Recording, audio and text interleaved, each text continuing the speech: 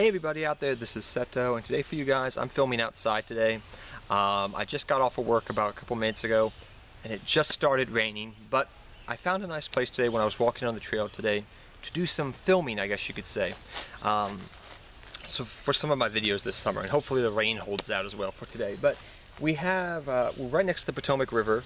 Right here you have two rows of tree lines before you get to the Potomac River. So this is all swampland here, and there's swampland on the other side of the next tree line, and then after that is the Potomac River over there. It's a nice little place. There's no alligators or anything like that. There's just a lot of flies and turtles and birds. A couple of herons here and there you see though, but it's really nice, and I love the outdoors. But today guys, we're going to be talking about a topic that I know I've talked about in the past, but I want to revisit this topic because the fact of the matter is I've heard a couple of grumblings on my channel and from other friends and just other people in general, and it's got me kind of wanting to talk about that. And that's why I want to revisit this topic really. And that is legacy support. The pros and cons of it, discussing it, and things of that nature. So, legacy support is when an older archetype gets new support, if you guys don't understand what that means. So things like Gravekeepers got legacy support, and that became meta-worthy. Back in the day, that is. But there's been a whole bunch of legacy support given out. Some of it's good, some of it's bad, throughout the course of Yu-Gi-Oh's history, at least for the last 7 to 8 years. That's when it's really started to pick up. And for that matter, I guess you could say, it's been many times where legacy support can make a deck be meta.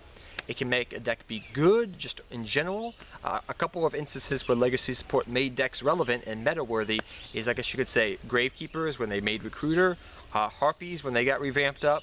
That became a meta-worthy deck, along with Dragon Rulers in that crazy format, but whatever. Then you also had Legendary Six Samurais, even though the Six Samurais pretty much just got archetype, pretty much got rehauled. Technically that was legacy support. You also had things like Gravekeepers, Six Sams, Harpies, Battery Man when More Tech was at 3. That was a cool little cheap deck that you could play. That was an OTK centric deck, but it was very good. So there's been a lot of times where legacy support has made decks relevant and good, and also has made them meta-worthy. But I don't need that really. I just would love to, I like legacy support because the fact of the matter is it makes older decks more relevant most of the time, and it makes a deck more powerful, more up-to-date. Just, it can compete. It doesn't need to be like, you know, the most broken deck of all time. Oh my gosh. No, it just needs to be a good, solid deck that I can play against another good, solid deck in today's game and have a standing fight. You know, a standing fight. I don't want to have, you know, a stand-up fight is pretty much what I'm saying. I don't want to have like both of my legs busted because this deck is so old and I'm fighting, you know, with on my knees and I'm like, ooh, come get me, freaking Cosmos. I don't need that. I want to fight, you know, a stand-up fight. Pretty much was what I'm trying to say.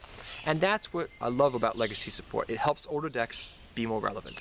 However, there's been many times in Yu-Gi-Oh's history where legacy support has fallen flat on its face. Some good examples, I guess you could say, is Red Eyes. People hyped that deck up last year. It fell flat on its face. Madolches, even though that made the when Angeli came out, it made Angeli good and it made Madolches good, but it fell flat on its face to some extent. There's been multiple times in Yu-Gi-Oh's history legacy support has done this. Be it the new Wind-Ups cards that came out a couple years ago, flat on its face. People thought Wind-Ups were going to come back. That did not happen.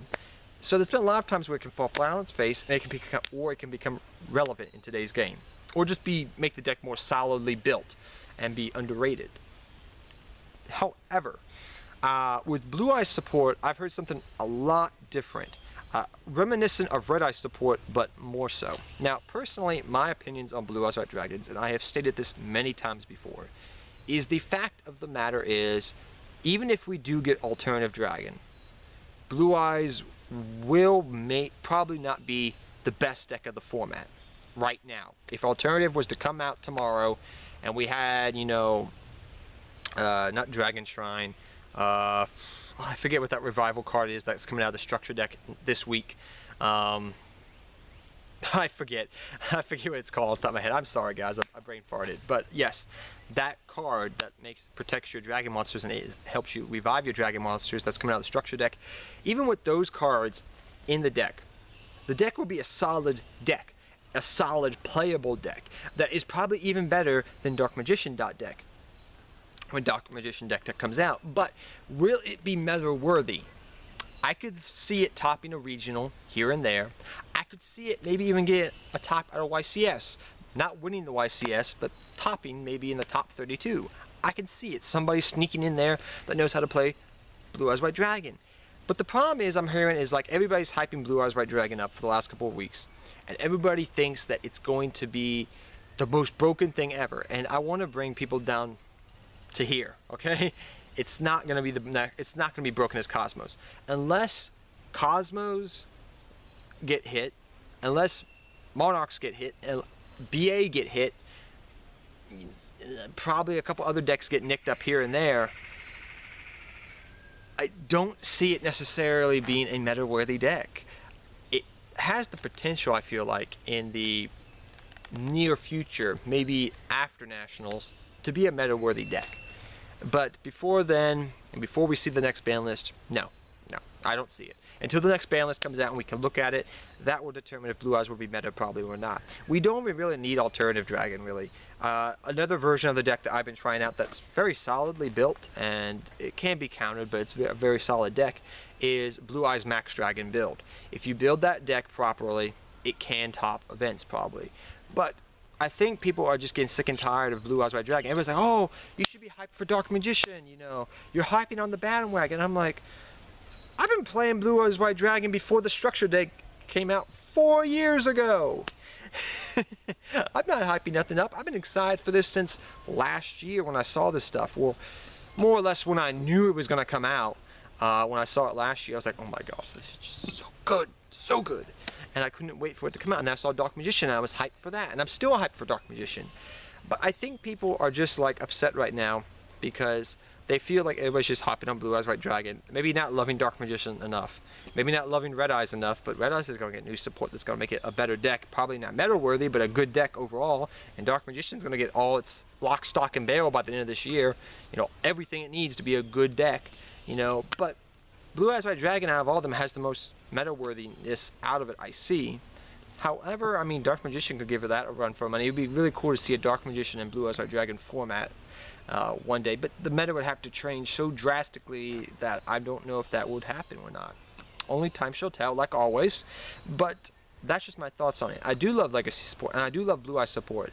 And I know people are ragging on it right now, and I don't understand quite why. Maybe people just don't like Blue Eyes White Dragon. Maybe they don't like Seto Kaiba. Maybe they didn't love it Blue Eyes in the anime. I don't know. Like I've always said, it's been my most famous, it's my favorite deck. It's one of my favorite decks I've played. And I think people, I mean, I don't agree with people when they say it's going to be the best deck of the format. It won't. The ban list will have to do something for that.